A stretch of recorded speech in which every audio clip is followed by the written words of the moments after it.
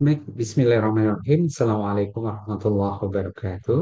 Alhamdulillah, kita bertemu kembali dalam mata kuliah Prinsip Dasar Teknik Lingkungan dengan pertemuan yang ke-10 yang akan berbicara tentang konsep resource recovery dan green economy.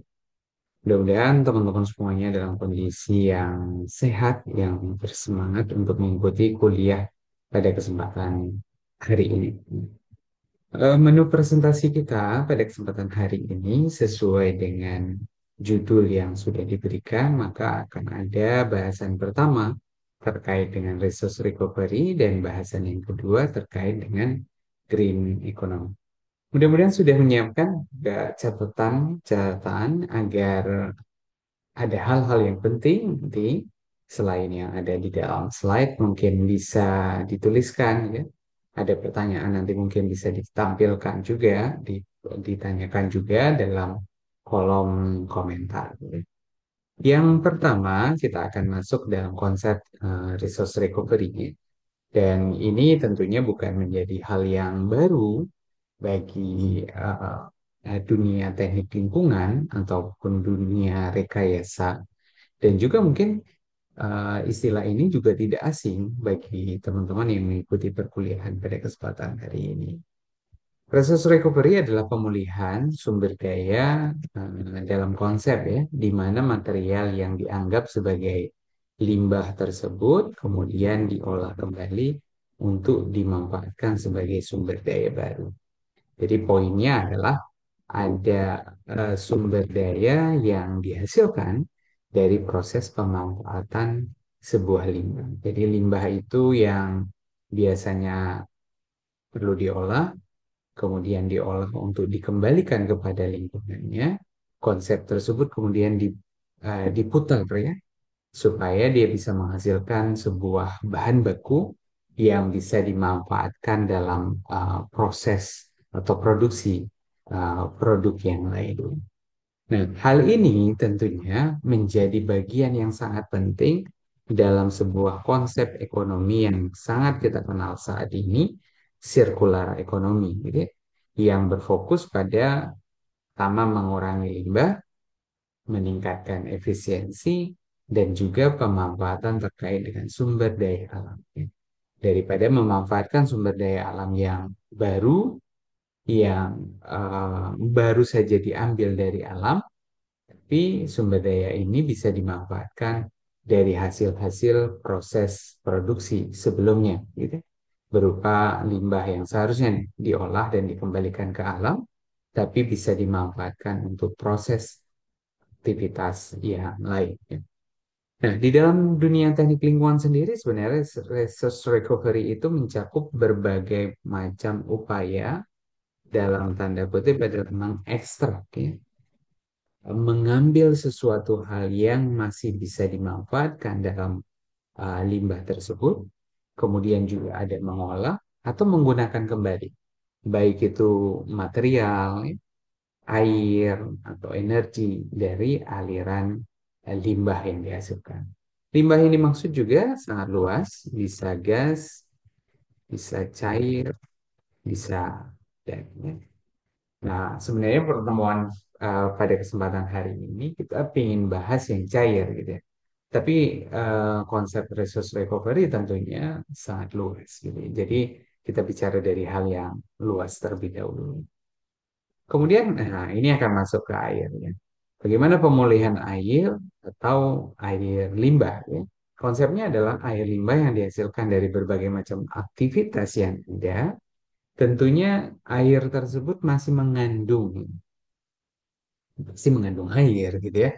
Jadi dalam teori pemisahan tersebut kan air limbah kemudian mengandung air dan parameter yang dianggap sebagai uh, pencemar. Gitu ya. Kalau dia melebihi suatu standar yang diperbolehkan atau standar baku mutu, maka dia dianggap sebagai pencemar. Maka airnya dapat dikembalikan ke lingkungan. Parameter pencemar ini akan disimpan dalam fasa yang lain ya. Misalnya dari cair menjadi padat, ya. Dari gas menjadi cair. Jadi memindahkan fase agar bentuknya, sifatnya itu lebih mudah untuk dikendalikan gitu, dibandingkan dengan sifat awalnya, gitu, dibandingkan dengan fase awalnya. Nah, di dalam resource recovery ini keduanya bisa dimanfaatkan, gitu. Baik air tersebut maupun parameter pencemar yang akan diambil, gitu ya. Air pastinya sangat dibutuhkan untuk berbagai macam kebutuhan air yang ada. Misalnya air limbah ada konsep resource recovery menjadi air bersih atau bahkan secara ekstrim menjadi air minum. Ataupun di aktivitas industri misalnya untuk air produksi yang tidak membutuhkan standar kualitas pengolahan yang lebih tinggi begitu ya. Kemudian kita sangat kenal nih ya, ada sebuah perusahaan di Singapura, New Water, adalah sebagai sebuah contoh bagaimana sebuah teknologi resource recovery mampu ya untuk mengolah air limbah, terutama air limbah domestik, untuk bisa dimanfaatkan bagi aktivitas domestik kembali, gitu ya. Jadi kembali kepada masyarakat yang dihasilkan oleh masyarakat. Teknologi yang digunakan pun bukan teknologi yang uh, baru didengar saat ini, tapi teknologi reverse osmosis, ultrafiltrasi atau nanofiltrasi gitu ya, yang bisa menjerap berbagai macam parameter pencemar yang terdapat di dalam air uh, limbah tersebut, kemudian siap untuk diolah menjadi air bersih dan disuplai kembali. Nah, ada sebuah kebutuhan yang mendorong sebagai driving force dari kegiatan ini adalah cadangan air baku yang mereka miliki lebih sedikit dibandingkan dengan wilayah yang lain yang kaya terkait dengan air baku. Karena pulaunya yang kecil, kemudian potensi intrusi air laut yang tinggi, atau bahkan ingin memanfaatkan air laut yang biayanya juga tinggi. Jadi pilihannya adalah, oh bagaimana memanfaatkan air limbah yang bisa mungkin menjadi substitusi antara pemanfaatan air tanah, kemudian air laut, kemudian juga ada air limbah. Nah, dalam konteks yang lain ini, selain air limbah domestik, juga kita mengenal ada air limbah dari aktivitas-aktivitas industri peternakan misalnya. Jadi limbah organik seperti sisa makanan, limbah pertanian, limbah industri pangan, itu dapat diolah untuk menghasilkan sebuah energi dalam bentuk biogas. Karena apa?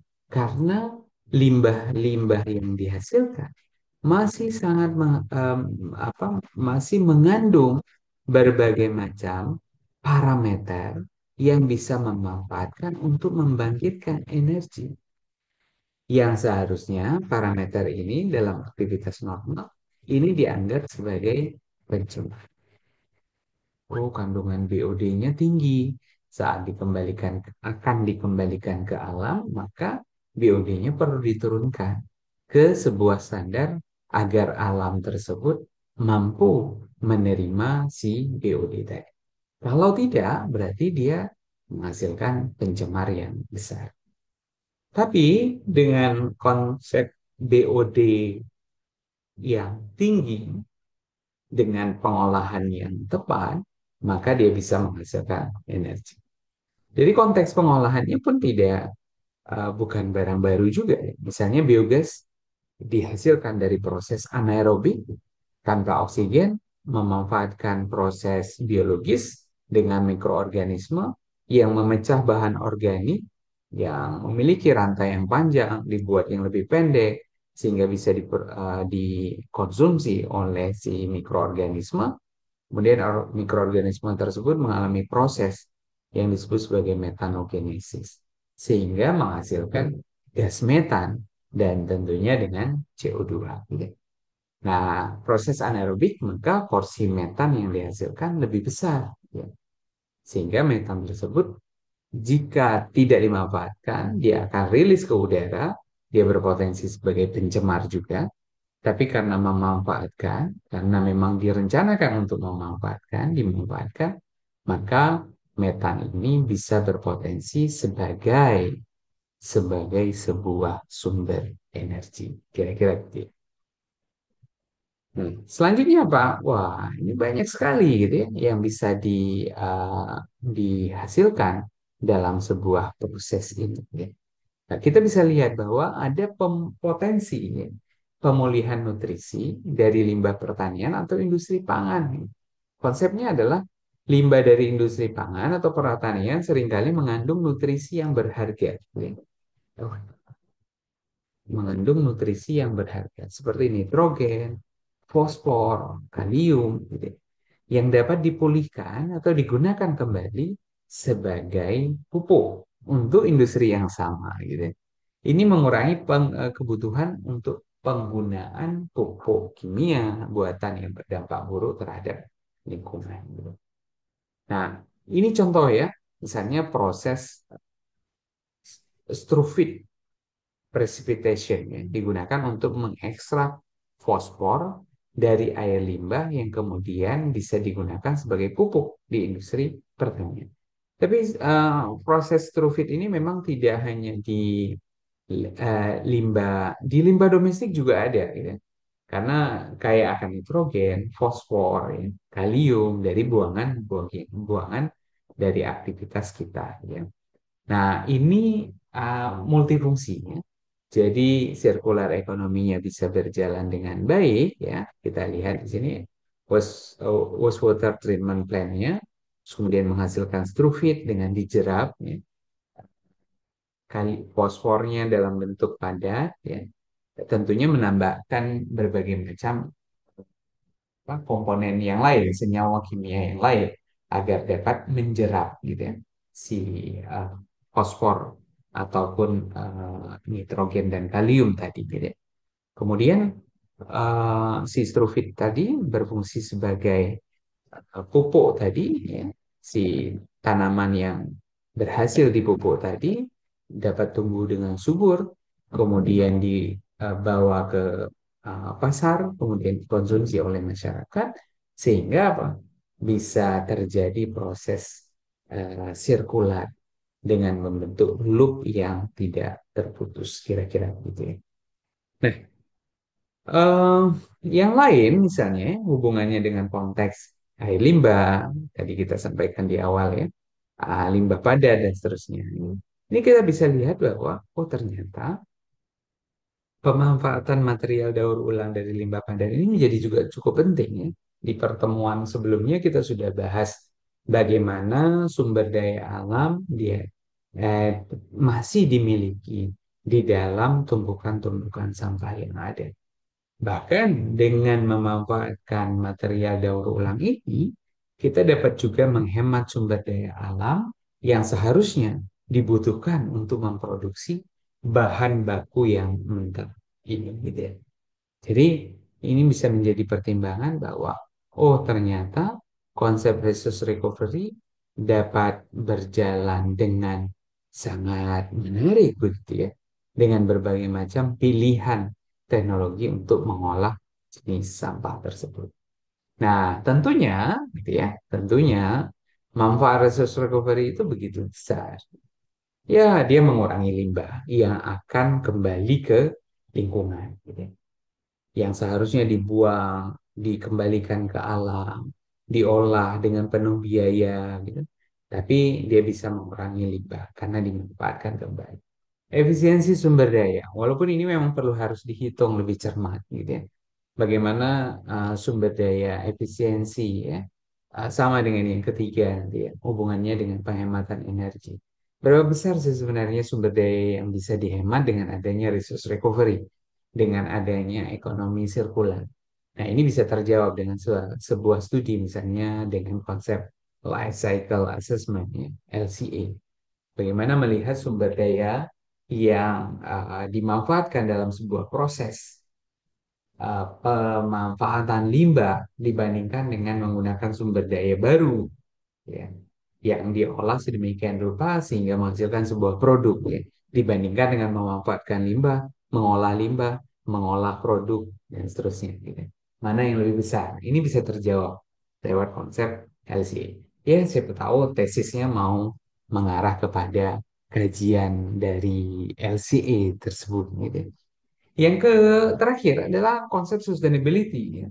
Nah, kalau kita bicara konsep ini, wah, ini luar biasa. Saat ini dunia sedang ngomongin tentang konsep sustainability, keberlanjutan. Karena dipahami bahwa jumlah penduduk semakin tinggi, jumlah kebutuhan juga semakin tinggi, maka tidak ada pilihan. Sumber daya akan terus diambil dari alam untuk memenuhi kebutuhan manusia.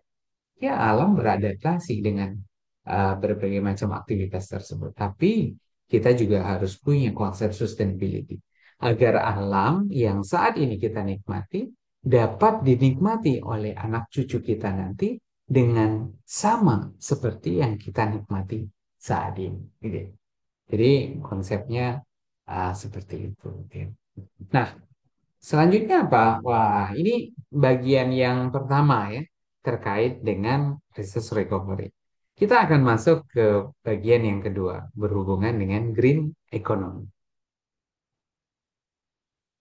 Oke, di bagian yang kedua, kita akan masuk terkait dengan green economy, gitu ya. Nah, konsep ekonomi hijau ini tentunya bertujuan untuk eh, kesejahteraan sosial, ekonomi. Tapi ada misi yang lain, dia ingin meminimalkan dampak lingkungan dan memastikan keberlanjutan sumber daya. Jadi sebenarnya konsep ini sangat sangat relevan dengan konsep resource recovery yang sudah kita bahas di bagian yang satu tadi. Jadi menekankan pada efisiensi energi, pengurangan emisi karbon, ya, penggunaan sumber daya yang berkelanjutan, pemanfaatan teknologi ramah lingkungan. Jadi ada 4 poin utama dia nih. Efisiensi energi, pengurangan emisi karbon, penggunaan sumber daya yang berkelanjutan, dan pemanfaatan teknologi ramah lingkungan. Nah, em, dalam konsep green economy yang menariknya adalah dia pertumbuhan ekonomi tidak hanya diukur dari PDB saja, ya, produk domestik bruto saja, gitu. Tapi juga dari peningkatan kualitas lingkungan dan kesejahteraan masyarakat. Nah, ini Indonesia mulai masuk ke arah itu, gitu. Jadi kualitas lingkungan juga diukur, kemudian kesejahteraan masyarakat juga diukur. Sebenarnya ini menjadi satu kesatuan, gitu ya. Saat kita bicara pengolahan limbah kan uang untuk mengolah limbah tersebut saja, gitu. Tapi kita tidak dihitung kalau limbahnya tidak diolah, dia akan mengurangi apa, kesehatan masyarakat di sekitar lokasi tersebut, kualitas lingkungan yang akan rusak. Nah, untuk mengembalikan kualitas lingkungan supaya tetap baik, mengembalikan kualitas kesehatan masyarakat tetap baik, kan butuh biaya juga. Jadi dari satu biaya yang bisa dihemat untuk nggak ngolah limbah, ternyata keluar dua biaya yang lain untuk perbaikan kualitas lingkungan dan untuk perbaikan kualitas masyarakat. Jadi kesehatan masyarakat. Jadi ini menjadi tantangan ya dalam pengolahan green economy di masa yang akan datang.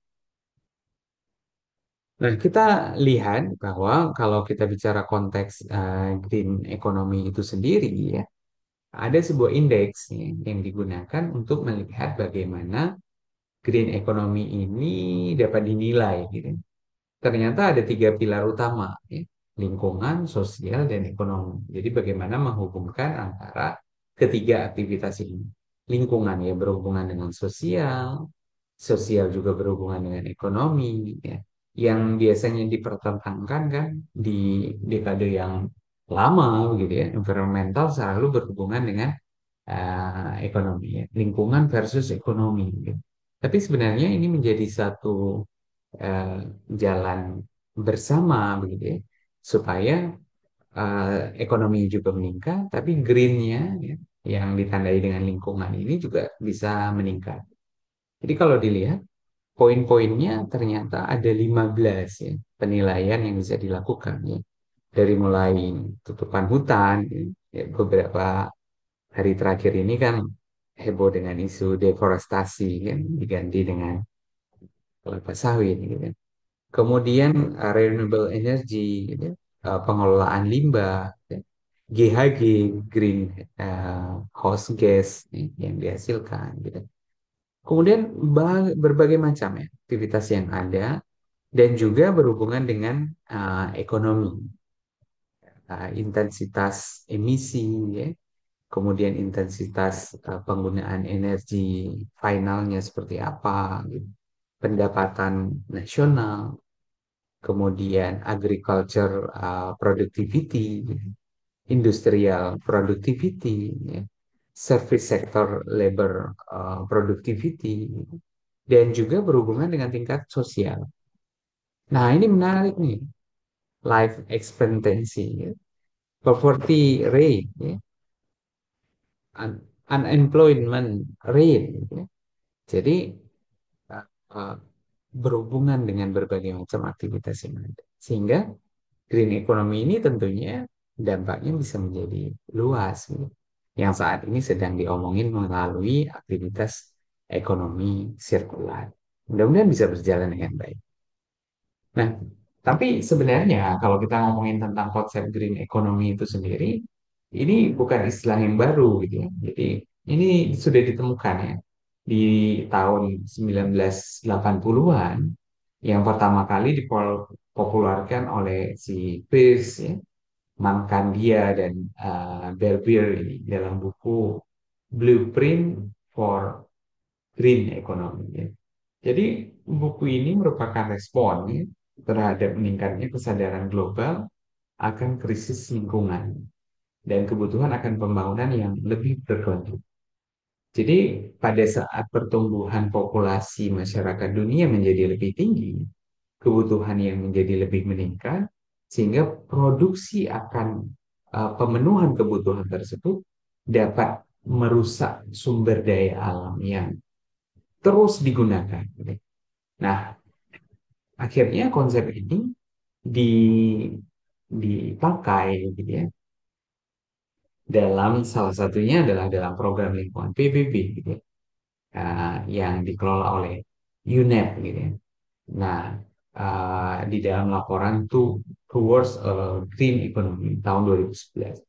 Jadi gapnya agak lumayan lama ya, berapa tahun ya, tahun 1980-an, kemudian ke 2011, nah, ya sekitar 30 tahunan ya. Ya, green economy disadarkan bahwa oh ternyata kita butuh ya konsep ekonomi yang lebih ramah lingkungan. Nah, sama seperti resource recovery, tentunya green economy ini juga memiliki manfaat yang cukup besar, gitu. Mengurangi dampak lingkungan, penciptaan lapangan kerja hijau, keberlanjutan ekonomi jangka panjang, peningkatan kualitas hidup. Jadi bicara manfaat kan tidak seperti tujuan yang kita akan langsung dapatkan. Tapi manfaat ini adalah outcome yang akan muncul dengan durasi waktu yang lebih panjang. Tapi durasi ini akan tergantung kepada konsistensi gitu.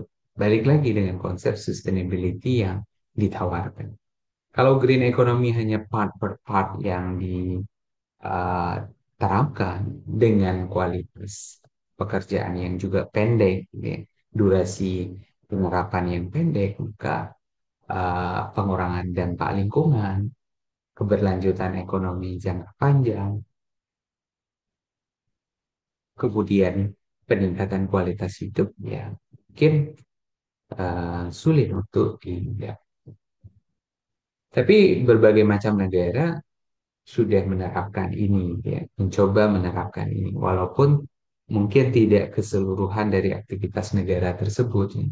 Jadi bagian per bagian dari negara tersebut sudah memanfaatkan. aktivitas green economy. Misalnya Uni Eropa ya, dengan menerapkan net zero emission pada tahun 2050 yang juga diterapkan di berbagai macam negara yang lain. Tapi di diturunkan dalam berbagai macam program yang ada.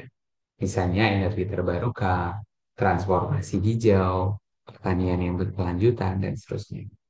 Kemudian Korea Selatan ya melalui program Green Growth ya, yang tadi ada gambar Green Growth-nya. Negara ini berinvestasi dalam energi bersih, transportasi hijau, infrastruktur ramah lingkungan.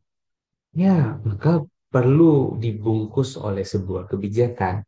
Aspeknya tidak hanya di ranah teknis ekonomi saja, tapi juga berhubungan dengan kebijakan yang dihasilkan. Tapi kira-kira ya, memiliki banyak tantangan enggak? Pasti, gitu ya. Karena mengubah suatu konsep bagaimana paradigma ekonomi yang selama ini berjalan tentunya tidak mudah. Pasti untuk merubah jalur tadi membutuhkan biaya investasi yang yang tinggi di awal. Perubahan pola pikir, kebiasaan, ya, dengan regulasi kebijakan yang tidak sinkron, gitu. Nah, ketergantungan pada sumber daya yang tidak terbarukan. Ya, 4 poin tantangan ini menjadi pemantik diskusi ya teman-teman semuanya untuk menuangkan dalam konteks berpikir teman-teman semuanya. Kalau negara Indonesia akan balik arahnya, memanfaatkan ekonomi hijau dengan maksimal, kira-kira ada nggak tantangan lain yang dimiliki oleh Indonesia dalam menerapkan ekonomi hijau tersebut? Selain 4 tantangan ini, ditunggu penjelasan dalam tugas yang akan diberikan setelah teman-teman menikmati video kali ini. Tentunya terima kasih atas perhatian pada kesempatan hari ini. Mudah-mudahan bisa bermanfaat bagi kita semuanya. Pertemuan ini kita selesaikan. Wabillahi taufiq wal hidayah. Assalamualaikum warahmatullahi wabarakatuh.